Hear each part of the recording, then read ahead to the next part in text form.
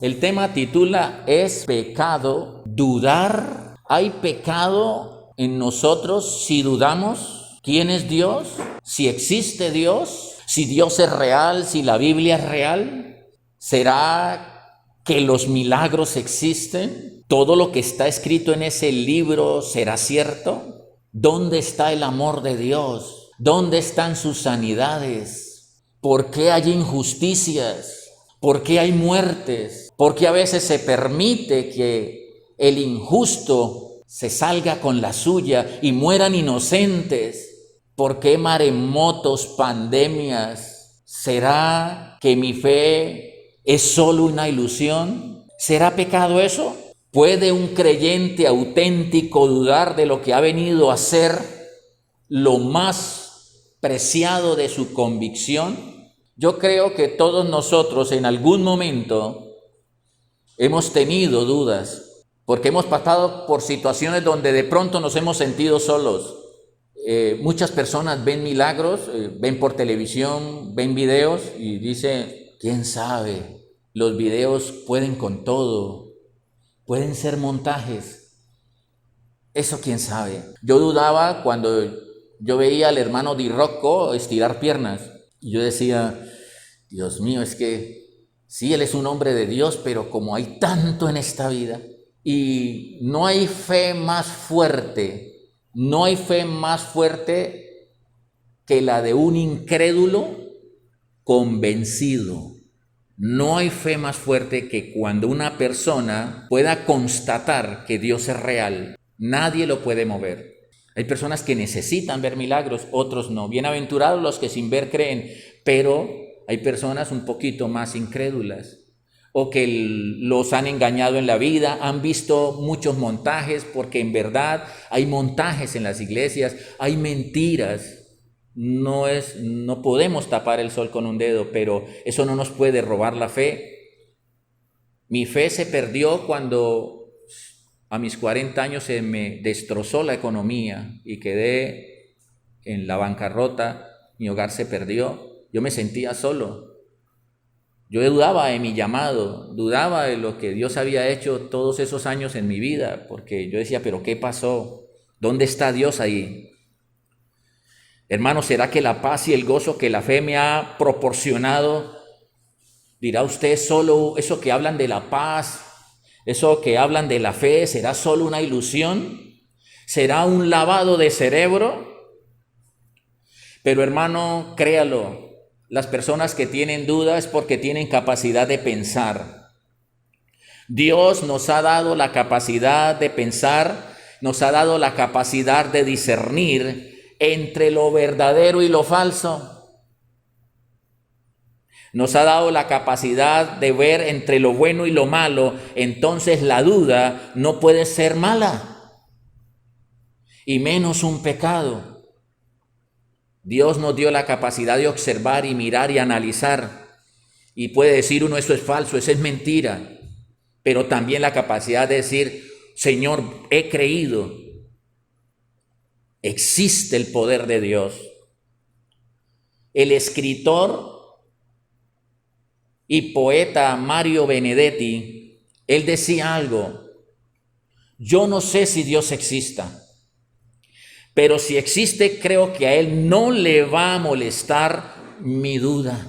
La Biblia está llena de personajes con dudas. No sé si recuerdan a Esaú y a Jacob cuando le robó la primogenitura y su hermano lo buscó toda la vida para matarlo por haber hecho eso.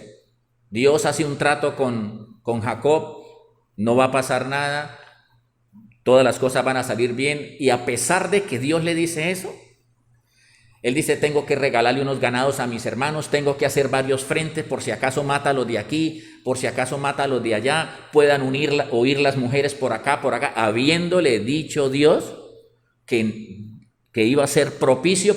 Buda decía, duda de todo y encontrarás la luz, porque dudan los débiles, dudan los poderosos, dudan los ricos, dudan los pobres, dudan los sabios, dudan los cultos, los incultos, los ateos.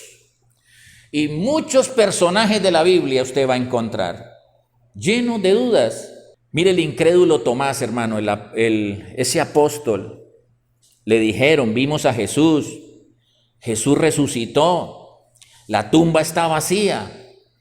Las mujeres lo vieron, se ha aparecido, pero Tomás no le bastaba el testimonio de sus hermanos. Él quería comprobar, necesitaba vivir su propia experiencia. Entonces existen dudas de mucha índole. Existen dudas que yo las he llamado de tipo analítico, de tipo circunstancial, de tipo racional y dudas por causas anímicas. Y allí en Malaquías 3:14 dice, habéis dicho por demás es servir a Dios. Miren lo que decían, ¿de qué nos sirve ir al culto? ¿De qué me sirvió ayunar? ¿De qué me sirvió orar? ¿De qué me sirvió consagrarme? ¿De qué me sirvió ser pastor? Era lo que quería decir el pueblo. ¿Qué aprovechare o qué aprovecha que guarde la ley de Dios? Porque ellos veían que guardaban la palabra, vivían en santidad y habían personas más prósperas que ellas que no seguían a Dios. Y usted lo puede ver en esta vida. Personas que están mejor que usted y que yo, y son personas de una vida mala, y van viento en popa, y parece que no pasase nada, y entonces entramos en duda, y decimos, Dios no existe, y que andemos afligidos en la presencia del Dios de los ejércitos. ¿Para qué ayuno? ¿Para qué clamo? Le estaba diciendo el pueblo al Dios Todopoderoso. Y decimos, pues ahora, esto estaba llegando a los oídos de Dios, decían, bienaventurados son los soberbios y los que hacen impiedad, no solo son prósperos. Mire, ese tiene 4 mujeres, camionetas, fincas, edificios, y yo que trato de seguir la palabra de Dios, y yo que trato de ser justo, y me despidieron, y me dejó mi esposa. Y eso que no le ponía los propios. Eso no es justo. Y tentaron a Dios y escaparon. Porque inclusive hasta blasfeman. Y tientan a Dios y lo retan y no pasa nada. Y entonces en el 17 dice que el pueblo de Dios son para mí el especial tesoro. Ha dicho Jehová de los ejércitos, en el día en que yo actúe, y los perdonaré como el hombre que perdona a su hijo, que le sirve. Y si hay una gran diferencia, porque el perdón de Dios está cerca a ellos. Entonces os volveréis y discerniréis la diferencia entre el justo y el malo, entre el que le sirve a Dios y el que no le sirve. Hay una gran diferencia, porque cerca de mi pueblo está el perdón, la misericordia y la salvación. Entonces, habían dudas en el pueblo de Dios. Mire, hermano, una de las grandes dudas que yo encontré en la Biblia fue la de Juan el Bautista. Y esto fue circunstancial.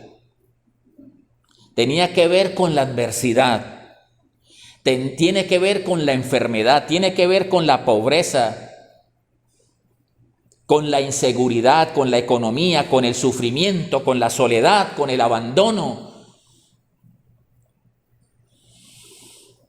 Entonces, ¿dónde está el texto que dice no os dejaré y no los voy a desamparar? Ahí dice la Biblia eso, no los dejaré y no los desampararé. Y lo que estoy sintiendo es soledad, adversidad, pobreza, enfermedad, inseguridad. ¿Qué estamos haciendo, Dios? Es lo que uno dice. Mire, hermano, ¿por qué Juan el Bautista recibió una revelación sobrenatural y se llenó de dudas? ¿Recuerdan cuando él necesitaba una señal? Necesitaba una señal que era la de su primo, Jesús. Él necesitaba saber quién era el Cordero de Dios que quitaba el pecado del mundo. Y el Señor le dijo: sobre quien vieres venir el Espíritu Santo en forma de paloma, ese es el Cordero de Dios. Y él dijo: listo, así es. No hay nada que temer, Señor, para las que sea. Y ver a Jesús venir y él decir: este es el Cordero de Dios que quita el pecado del mundo, del cual no soy digno de desatar encorvado la correa de su calzado. A él oigan, es más, es necesario que él crezca y que yo mengüe. Dije, ahí no hay que vaya a dudar, hermano. Es más, también hubo una voz del cielo. Uno dice, si duda con eso, es mucha desobediencia. Y dudó por la adversidad, porque lo cogieron preso. Lo cogieron preso. Y lo estaban sentenciando a muerte. Y él decía, eso no me puede pasar a mí, si yo bauticé al Hijo de Dios. Y entonces, dice aquí en Mateo 3:16, aquí lo estaba bautizando Juan. Mire que aunque usted pueda ver milagros, aunque usted pueda ver liberaciones, porque hay personas que no creen en espíritus inmundos y pueden llegar a ver liberaciones y le pueden llegar a hacer una y después decir, ¿quién sabe, hermano? ¿Quién sabe si eso es cierto? Sí, yo vi estirar piernas, yo vi a mi tía sanarse de cáncer, estaba desahuciada, tengo los exámenes, yo escuché al médico decir que le quedaba una semana sus órganos y se sanó, pero tengo dudas ahora. Eso pasa en las personas, en nuestra humanidad. Y dice aquí en Mateo 3:16, y Jesús después de que fue bautizado, subió del agua. Y aquí los cielos fueron abiertos, y vio al Espíritu Santo que descendía como paloma y venía sobre él. Y hubo una voz del cielo que decía, este es mi Hijo amado, en quien tengo complacencia. Usted se imagina que una voz le diga a usted en el cuarto, me vas a servir, te voy a llevar a muchos lugares, me vas a servir, y usted diga, ¿quién sabe? Así escuche la voz. Podemos llenarnos de dudas. Y el bautista, a quien Cristo llamó el hombre, así lo llamó Jesús, de los hombres nacidos de mujer, no hay otro más grande que él.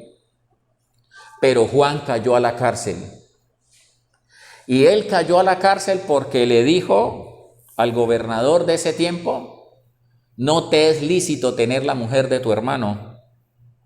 Y cayó a la cárcel.